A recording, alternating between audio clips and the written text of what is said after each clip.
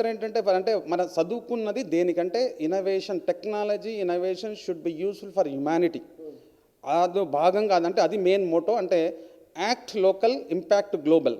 అంటే ఏదైనా మార్పు గ్లోబల్లో మార్పు రావాలంటే మన లోకల్లో మార్పు రావాలి. ఆ లోకల్లో మార్పు తీసుకురావాలంటే ఒక ఎడ్యుకేషన్ ఇన్స్టిట్యూషన్ యొక్క పాత్ర ఉంది. దానికి ఎడ్యుకేషన్ ఇన్స్టిట్యూషన్ పాత్రతో పాటు గవర్నమెంట్ ఆర్గనైజేషన్స్, తర్వాత ఇండస్ట్రీసు, ఇన్స్టిట్యూషను 3 కలిస్తేనే ఇది ఒక లోకల్గా ఒక ఇంపాక్ట్ ఏర్పడుతుంది. కాబట్టి దాంట్లో భాగానే ట్రై ఇంపాక్ట్ ఎక్సలెన్స్ సెంటర్ అనేది పేరు పెట్టడం జరిగింది.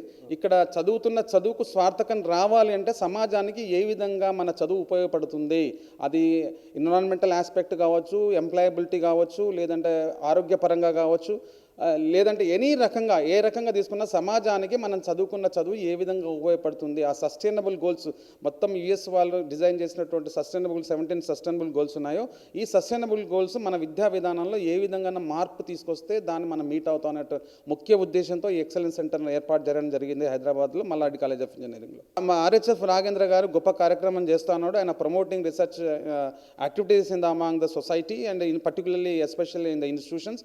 ఆయన మన కొలాబరేషన్ తోటి వాళ్ళతో కొలాబరేషన్ అయిన తర్వాత ఎక్సలెన్స్ సెంటర్ పెట్టడం జరిగింది. కంపల్సరీ ఇది ముందుకు తీసుకెళ్తాము.